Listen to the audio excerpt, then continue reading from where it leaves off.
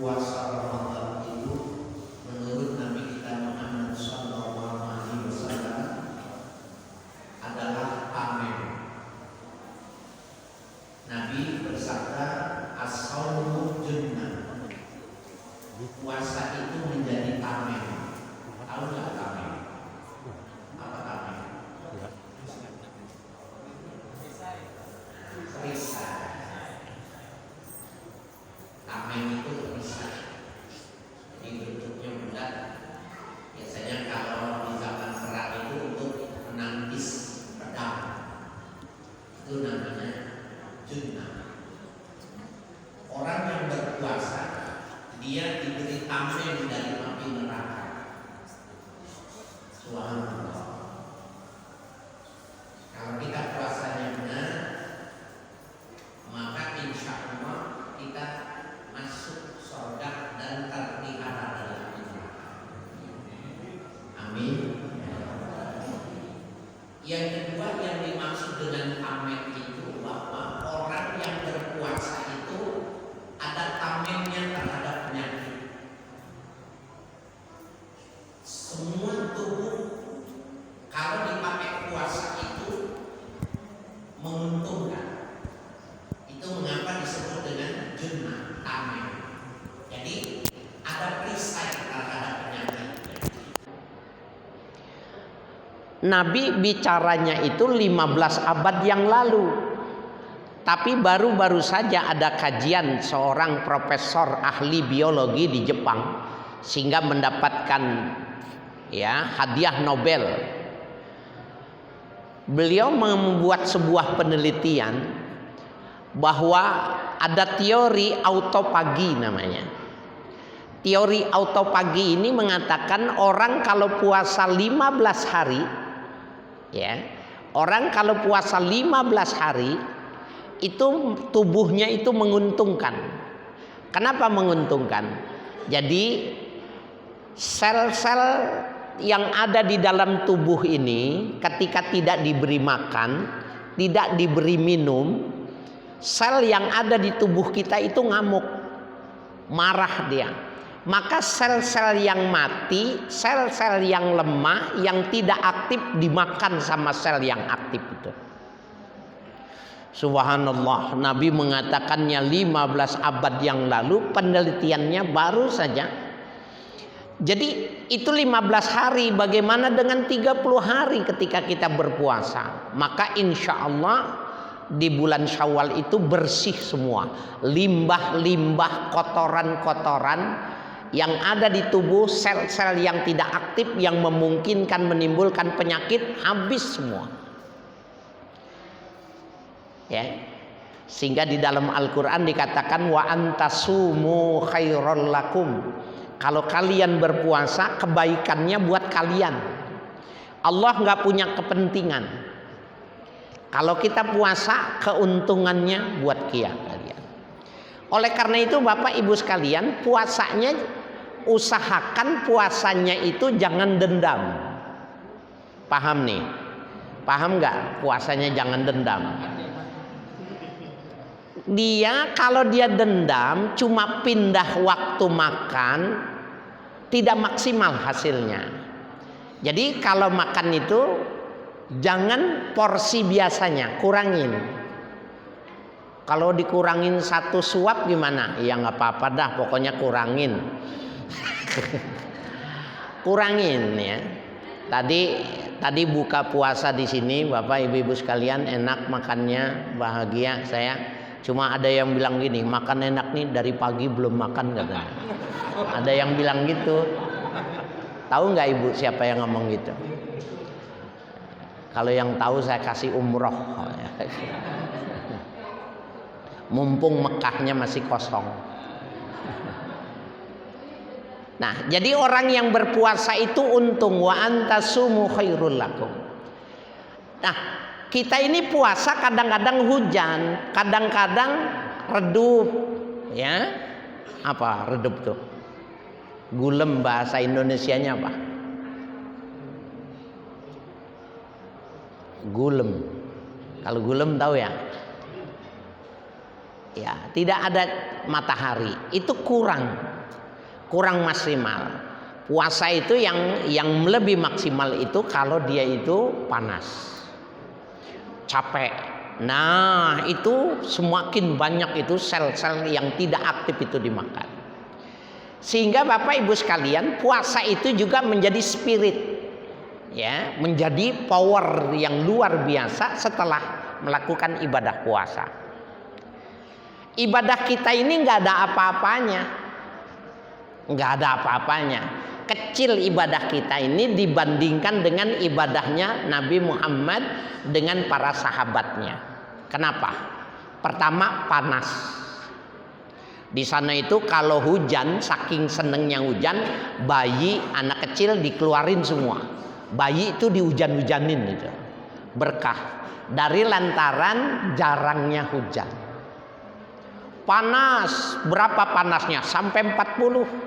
Kadang sampai 45, setengah mendidih. Nah, sejarah mencatat ada 4 perang yang dilakukan oleh Nabi Muhammad itu di bulan suci Ramadan. Yang pertama, perang Badar, dilakukan pada tahun kedua Hijriah. Kenapa Nabi perang? Karena orang-orang kafir Quraisy tidak menepati perjanjian, ya, yang sudah dibuat ya sebagai sebuah perjanjian piagam Madinah. Karena mereka tidak menepati janji, maka prestasi itu balasannya adalah perang di bulan suci Ramadan. Kepikir nggak kita puasa panas disuruh perang? Kira-kira orang sini kalau suruh perang bulan Ramadan gitu berangkat nggak kira-kira? Ya, mau berangkat nggak? Tapi disediain formulir. Siapa yang tidak ikut isi formulir. Kira-kira ngisi formulir nggak? Yakin saya. Berat, Pak. Berapa pasukan Islam? 313. Lawan berapa? Lawan 1000. 313 lawan 1000, menang nggak kira-kira 313? Halo. Menurut kalkulator kita ini 313 lawan 1000 menang nggak? Kalah. Kalau bilang menang kalkulatornya rusak itu. Tetapi hebatnya Ramadan, hebatnya orang berpuasa, 313 mengalahkan yang 1000. Kalah, dibabat habis. Sehingga kemenangan itu bisa dibawa pulang oleh Rasulullah SAW. Puasa, padahal 1000 lawannya 1000, tidak berpuasa semuanya. Persenjataannya komplit. Lawan yang 313 dalam keadaan berpuasa, siang hari panasnya luar biasa, tapi semangatnya luar biasa. Kenapa bisa menang? Karena menurut dia bahwa Ramadan itu spirit. Ramadan itu sebuah semangat. Ramadan itu sesuatu yang hebat yang tidak ada selain kecuali di bulan suci Ramadan. Kalau harus mati, matinya di bulan suci Ramadan. Ini yang menarik nih. Kalau harus mati, mereka mau mati asal di bulan suci Ramadan. Sehingga gak ada yang takut. Hebat, gagah, perkasa mereka itu berani maju ke depan. Menang 313. Yang kedua, perang yang terjadi di zaman Nabi itu adalah perang apa yang kedua? Ya, perang Khandaq yang terjadi pada tahun kelima. Pada tahun yang kelima terjadi perang Khandaq. Apa itu Khandaq? Khandaq itu artinya parit. Jadi umat Islam tidak banyak. Jumlahnya baru 3000 umat Islam berada di kota Mekah, tetapi dikurung oleh musuhnya 10.000. 1000 lawan 10.000 menang nggak? Nggak bakalan menang. Lalu Salman Al-Farisi mengusulkan kepada Rasul, ya Rasul, kita buat parit saja. Salman Al-Farisi ini orang Persia. Farisi itu Persia. Kalau sekarang itu Iran. Rasul setuju. Maka dalam waktu 1 minggu 3.000 orang macul semua. Sekeliling kota Mekah itu dibuat parit dalam 4 meter lamanya, dikasih penutup. 10.000 ketika dia menghantam kota Madinah masuk semuanya ke dalam lubang itu. 10.000 itu masuk semua dalam lubang. Sama kuda-kudanya, sama onta-ontanya masuk gitu. Diapain sama Rasulullah? Didiemin aja. Orang dia nggak bisa kemana-mana. Kan ada bekalnya, ada dia masak dia apa, tapi dia nggak bisa keluar. Berapa lama dia di situ? 25 hari di dalam lubang. 25 hari bekalnya habis. Ketika bekalnya habis mau bilang apa? Akhirnya nyerah dia. 10.000 lawan 1.000, menang yang 1.000. Kenapa? Puasa, semangatnya luar biasa, badannya enteng. Nih ibu-ibu di sini udah nimbang badan belum nih? Puasa naik apa turun? Bapak Ibu sekalian yang berbahagia, kalau saya jadi nabi, kalau saya yang jadi nabi waktu perang Khandaq nih, waktu dia masuk semua, saya bilang gini, urung. Kalau saya jadi nabi, ya, lah kan perang, boleh nggak? Boleh. Nabi sendiri mengatakan al-harbu khud'ah. Perang itu tipu daya. Udah masuk dia, saya bilang kubur masal. Itu kalau saya yang jadi nabi, tapi Nabi Muhammad enggak. Kalah suruh naik. Yang mau Islam ke sini, yang enggak mau Islam silahkan pulang. Tapi harus ditebus. Itu perang Khandaq. Yang lebih hebat lagi perang yang ketiga, Fathu Makkah. Nabi sudah banyak pasukannya, sudah banyak pengikut Islam dari kota Madinah, mau berangkat ke Mekah, mau merebut kota Mekah karena tempat kelahiran Nabi. Nabi dulu diusir, pengikut Islam dulu diusir, tanahnya diambil, istrinya diambil. Sekarang Nabi mau balik, mau merebutnya. Tetapi perintah Allah itu bulan suci Ramadan. Apa hebatnya? Bapak buka Google coba. Perjalanan dari kota Mekah ke Madinah itu 450,5 km. 450,5 km. Naik onta, puasa, panas. Kira-kira ibu ada yang mau ikut enggak?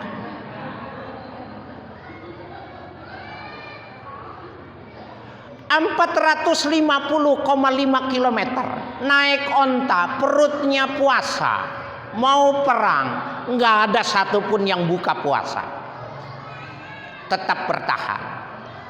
Lama-lama di tengah perjalanan tercekik, sakit lehernya. Maka ada yang bilang gini, maksudnya nggak kuat ya, lapar dia kuat, tapi haus nggak kuat. Kata yang satu, yang temennya ditunjukin lehernya, dia bilang, emang betul semua. Tapi lama-lama Nabi denger gitu, Nabi nengok, kok pada pegang leher? Oh, berarti tidak kuat, terlalu panas. Nabi minta diambilkan gelas berisi air. Ayuhal hadirun, aja hadzal ma wa ana asyrab. Wahai sahabat-sahabat, ayyuhal ashab hadzal ma wa ana asyrab. Hai sahabatku, ini air, aku mau minum.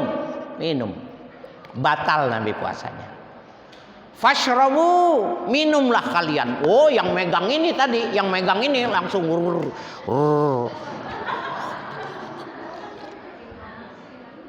panasnya luar biasa. Naik onta 450 kilo berapa hari?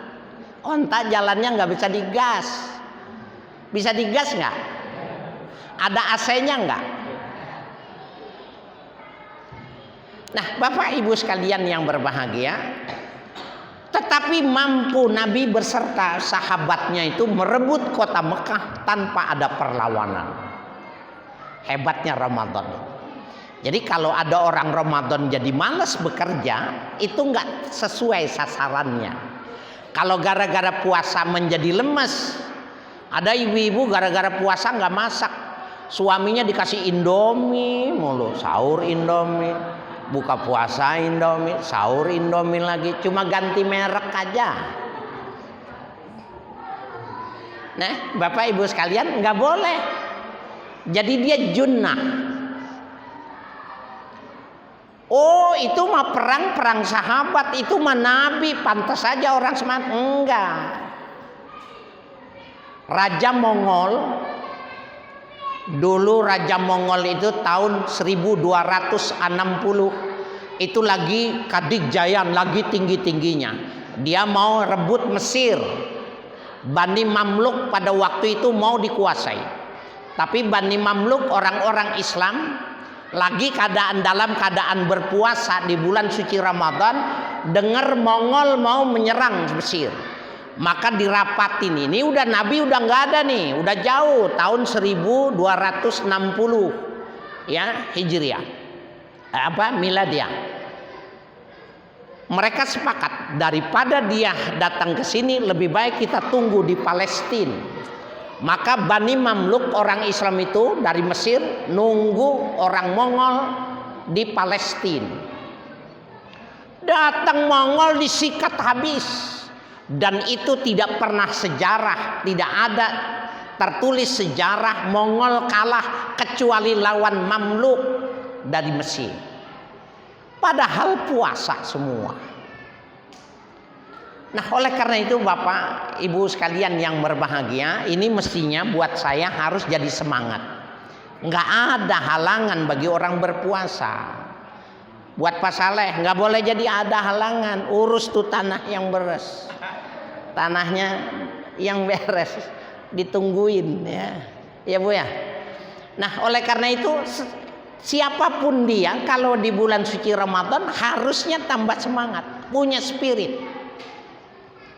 Saya kalau lagi bulan puasa suruh perang gitu, mikir-mikir juga, pusing pala babi, berat Pak. Tapi ternyata subhanallah, kondisi pada waktu itu Ramadan itu benar-benar menjadi spirit. Ramadan itu menjadi sebuah kekuatan, sungguh luar biasa. Nah, bagi kita siogianya jangan sampai di bulan suci ini apalagi kalah. Sesungguhnya dia mesti memenangkan bulan suci Ramadan kalau benar-benar puasa itu dia lakukan sesungguhnya lebih semangat. Badannya jadi sehat, semangatnya jadi lebih tinggi. Bahkan bagi para pekerja ya, para pegawai semestinya puasa itu membangkitkan etos kerja. Etos kerja masih lebih jadi lebih energik. Nggak ada orang Islam yang bolos mestinya. Jadi kalau ada orang yang bolos tidak bekerja, kerjanya malas di bulan suci Ramadan, harus diperiksa tata cara puasanya. Semangatnya yang mesti diingatkan. Apalagi kondisi puasa kita di zaman sekarang ini sungguh enteng. Tidak seberat yang dilakukan di zaman Nabi kita Muhammad Sallallahu Alaihi Wasallam. Saya kira ini mudah-mudahan ada manfaatnya. Wassalamualaikum warahmatullahi wabarakatuh.